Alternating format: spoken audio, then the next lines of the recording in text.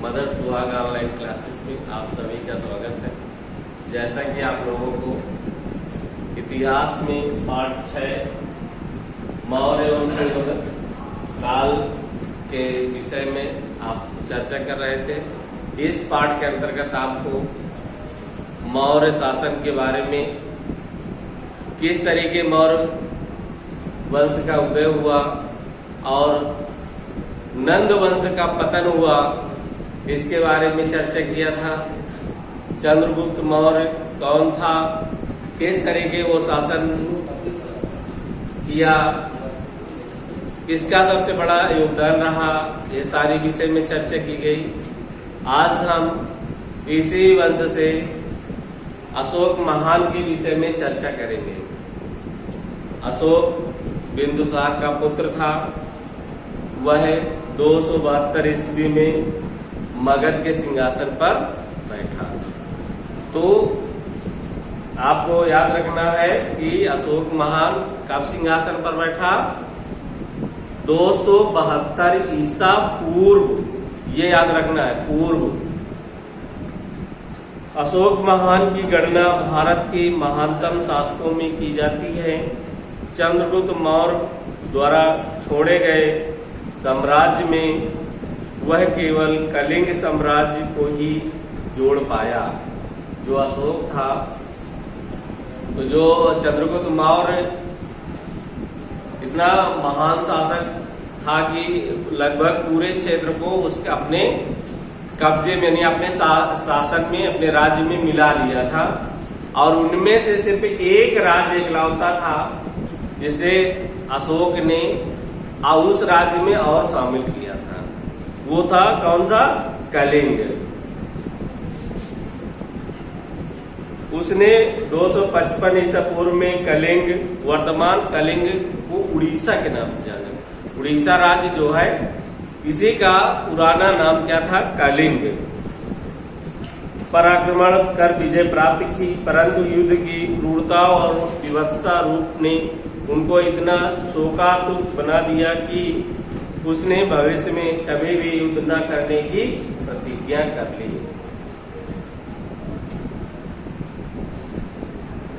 अशोक ने निर्णय लिया कि वह धर्म के माध्यम से लोगों का हृदय जीतने का प्रयास करेगा। इसलिए उसने शेष जीवन लोगों की भलाई तथा विश्व में धर्म प्रचार के लिए अर्पित कर दिया। विश्व इतिहास में हिंसा एवं युद्ध के परित्याग करने वाला एकमात्र शासक अशोक महान ही था।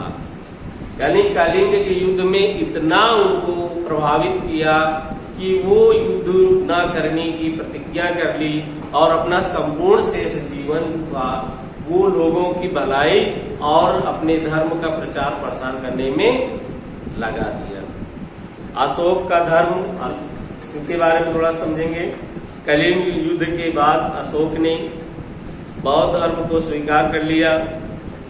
उसने अपना शेष जीवन इस कार्य मानव कल्याण को समर्पित कर दिया। अशोक के शिलालेख विश्व इतिहास के किसी भी शासक द्वारा लिखवाए गए हैं अभिलेखों में अद्वितीय स्थान रखते हैं। यानी जो अशोक के शिलालेख हैं वो अन्य शासकों की अपेक्षा अधिक प्रचलित या प्रसिद्धि प्राप्त किए हैं। उसने पानी के लिए कुएं खुदवाए, धर्मशालाएं बनवाए और सड़कों के किनारे छायादार वृक्ष लगवाए। मतलब कितना महान का मतलब महान कार्य, तभी तो महान बना कि वो महान कार्य भी करता था। इसके साथ साथ में उसने धर्मार्थ एवं परमार्थ के कार्यों के लिए चिकित्सालय बनवाए तथा उनकी देखभाल करने के लिए उसने अधिकारियों की भी नियुक्त की। अशोक ने कहा कि लोग माता पिता, शिक्षकों, अपने से बड़ों एवं कृषि मुनियों तथा ब्राह्मणों का आदर करें। अपने संदेशों को स्तंभों पर अंकित करवाया, बल्कि उन्हें बड़े साम्राज्यों के विभिन्न हिस्सों में शिलाओं, चट्टानों पर भी खुदवाया। कई देशों में अपने दूत भी भेजे। उसने अपने पुत्र महेंद्र तथा पुत्री संघमित्रा को भी दूत के रूप में श्रीलंका भेजा। अब श्रीलंका क्यों भेजा?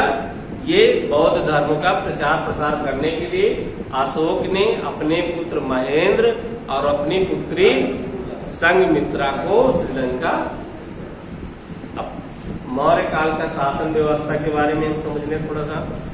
मौर्य साम्राज्य वास्तव में अपने समय में विश्व का विशालतम साम्राज्य था। उस समय के शासन जो थे उनमें सबसे बड़ा शासन मौर्य साम्राज्य का था। इतिहास के किसी भी अन्य काल में इतने प्रकार के प्रशासनिक अधिकारी नहीं थे जितने कि मौर्य काल में थे। प्राचीन प्रशासनिक ढांचे का केंद्र बिंदु राजा स्वयं था। पहले की तरह राजा की सहायता के लिए एक मंत्री परिषद होती थी। पूरे साम्राज्य को कई प्रांतों में बांटा गया था। प्रमुख प्रांतों का प्रशासन किसी राजकुमार अथवा राज परिवार के सदस्यों को सौंपा जाता था। मतलब जो प्रांत बने थे उन सारे प्रांतों में या तो वो राज्य का राजकुमार होता था या फिर वो इसी परिवार से जुड़ा हुआ किसी सदस्य को वहां का कार्यभार सौंपा जाता था, जिन्हें कुमार कहा जाता था। कभी कभी किसी विश्वास पात्र अधिकारी को भी प्रांत का प्रमुख बना दिया जाता था। छोटे प्रांतों का प्रशासन राजगुरु देखते थे। जो राज के गुरु थे वो छोटे जो प्रांत थे उनका प्रशासन वो स्वयं करते थे। विभागीय अध्यक्षों को मुखिया या महापात्र कहा जाता था। जो विभागीय अध्यक्ष थे उनको मुखिया या महापात्र कहा जाता था। उदाहरण स्वरूप किसी नगर के महापात्र को नगर व्यापारी कहा जाता था अथवा अधीनस्थ अधिकार युक्त कहलाते थे, जबकि प्रशासनिक अधिकारी को पुरुष कहा जाता था। इसको याद रखना है कि मौर्य काल के प्रशासनिक अधिकारी को क्या कहते थे? पुरुष कहा जाता था।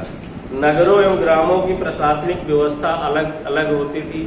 कौटिल्य द्वारा लिखित पुस्तक अर्थशास्त्र राजनीति पर लिखित महानतम ग्रंथ है। जो अर्थशास्त्र है कौटिल्य का वो पूरी तरीके से राजनीति से प्रतिबद्ध है, लेकिन जो प्रेजेंट में हम अर्थशास्त्र पढ़ते हैं ये आप आर्थिक से जुड़ा हुआ है और जो कौटिल्य का अर्थशास्त्र था वो राजनीति से प्रभावित है। ये अंतर है दोनों अर्थशास्त्रों में। इस मौर्य साम्राज्य की शासन व्यवस्था का विस्तृत वर्णन।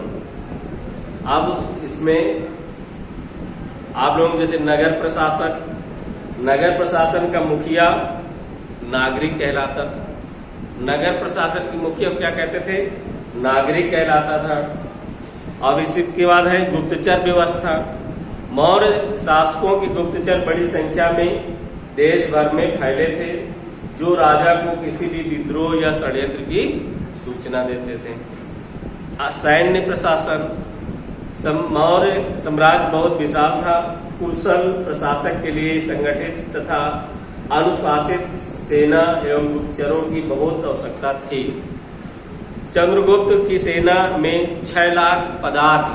6 लाख पदाति का मतलब होता पैदल चलने वाली सेना। 30,000 घुड़सवार यानी घोड़े पर सवार जो चलते थे, 9,000 हाथी और 8,000 रथ सम्मिलित, यानी बहुत विशाल सेना थी मौर्य काल की। सेनापति सेना का मुखिया होता था तथा राजा को सूचनाएं देता था। जो सेनापति था वो सेना का मुखिया होता था और राजा को इसकी सूचना वो देता था। तो आज आपका यही तक। आगे हम आप लोगों को सामाजिक और आर्थिक व्यवस्था के बारे में समझाएंगे। सभी बच्चे बुक के माध्यम से इस पाठ का अध्ययन करेंगे। धन्यवाद।